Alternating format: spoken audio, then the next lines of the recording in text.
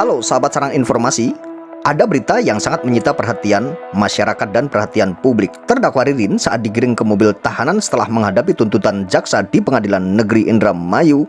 Ini ada hal yang sangat mengejutkan. Terdakwa Ririn masih saja mengelak bahwa bukan ialah pelakunya. Ini adalah salah, ujarnya. Itu bohong, Pak. Hah? Semuanya bohong. Oh, semuanya. Alam. Itu benar nggak, Rin? Nggak benar, Pak.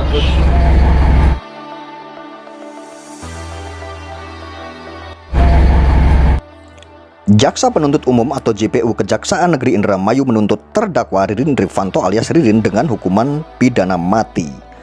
Jaksa meyakini Ririn terlibat dalam pembunuhan berencana terhadap satu keluarga di Pauman, Indramayu. Dilansir dari Detik Jabar, Jumat 19 Juni 2026, tuntutan tersebut dibacakan dalam sidang di Pengadilan Negeri Indramayu, Kamis 18 Juni 2026.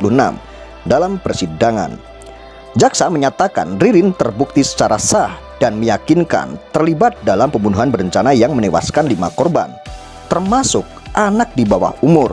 Kasipidum Kejaksaan Negeri Indramayu, Eko Supramurbada, menyatakan seluruh unsur pasal yang didakwakan telah terpenuhi berdasarkan fakta-fakta yang terungkap selama proses persidangan. Selain itu, terdakwa juga dinilai terbukti melakukan tindak kekerasan terhadap anak yang berujung pada kematian.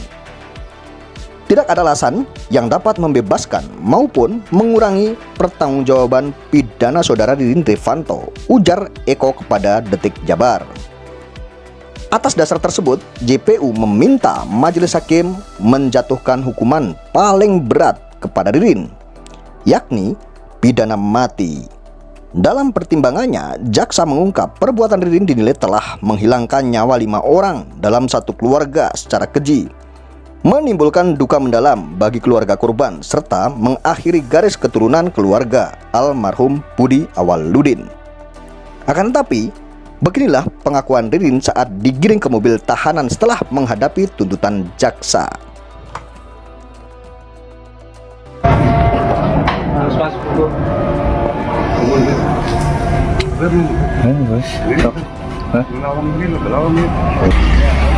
Ya, cakep. Tanggapannya, Rin? Terkait tadi tuntutan. Benar nggak itu, Rin? Benar, Pak. Benar nggak, Rin? Benar. Tanggapannya gimana, Rin? Itu bohong, Pak. Hah? Semuanya bohong. Oh, semuanya. Alam. Itu benar nggak, Rin? Nggak benar, Pak.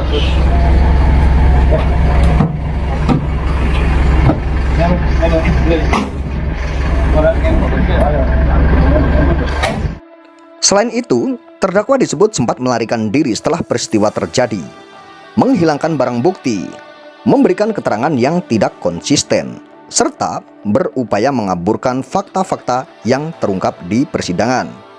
Jaksa juga menilai tindakan terdakwa telah menimbulkan keresahan luas di tengah masyarakat. Lalu apa saja yang disebutkan oleh jaksa bahwa terdakwa Ririn memberikan keterangan yang tidak konsisten? Ada beberapa hal di persidangan terungkap. Prio mengatakan bahwa pelaku yang sesungguhnya bukanlah Amaniani, melainkan terdakwa Ririn sendirilah pelakunya. Jadi selama ini yang disebut-sebut oleh terdakwa Ririn bahwa otak intelektual pelaku pembunuhan satu keluarga di Indramayu adalah saudara Amaniani, itu adalah karang-karangan terdakwa Ririn belaka. Itu menurut keterangan saudara Prio.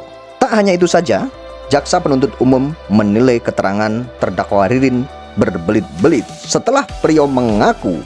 Itu pun terungkap di persidangan, dan di situ terlihat jelas di CCTV. Di kios korban Budi tidak ada kegiatan lain selain terdakwa Ririn dan terdakwa Prio yang berada di kios korban Budi saat kejadian pembunuhan satu keluarga terjadi. Dari situlah jaksa penuntut umum menilai bahwa keterangan terdakwa Ririn berbelit-belit dan tidak konsisten. Dan sebenarnya sudah terungkap di persidangan beberapa saksi pun. Jadi semakin meyakinkan bahwa dugaan pelaku yang sesungguhnya adalah terdakwa Ririn dan terdakwa Prio. Lalu apa alasannya terdakwa Ririn mencatut-catut nama Aman Yani atau menyeret-nyeret nama Aman Yani yang dikabarkan sudah hilang pada tahun 2016. Dari sinilah kecurigaan-kecurigaan muncul.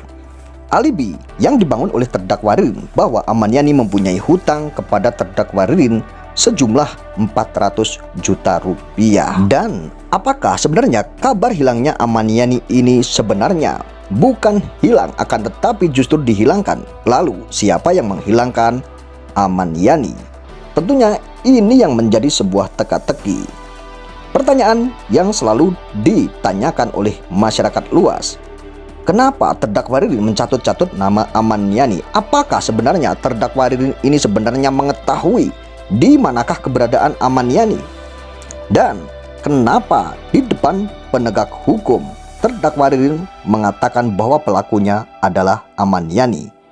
Atau sebenarnya terdakwa Ririn ini tahu bahwa Aman Yani ini sebenarnya sudah tiada, lalu ia beralibi bahwa pelaku utama adalah Aman Yani? Alasannya agar terdakwa Ririn lepas dari jeratan hukum.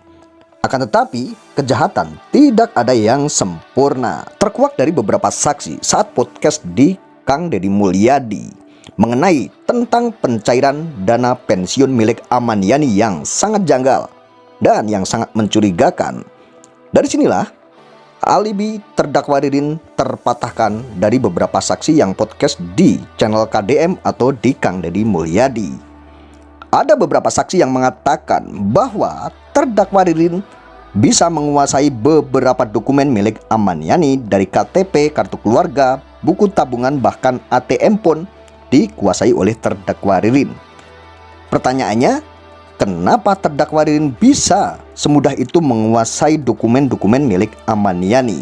Dari sinilah kecurigaan-kecurigaan menguat. Ada kaitannya hilangnya Aman Yani bisa jadi diduga hilang karena terdakwa Ririn. Dari keterangan-keterangan saksi ini terungkap semuanya. Dan jika dikaitkan dengan fakta persidangan bahwa terdakwa Ririn mengatakan bahwa pelaku utamanya adalah Aman Yani, terbantahkan oleh terdakwa Prio. Prio mengakui bahwa pelaku utama adalah terdakwa Ririn. Didukung dengan beberapa podcast yang ada di channel KDM, tentunya rangkaian-rangkaian ini ada kesesuaiannya. Hilangnya Aman Yani diduga keras hilang karena dihilangkan, bukan karena menghilang.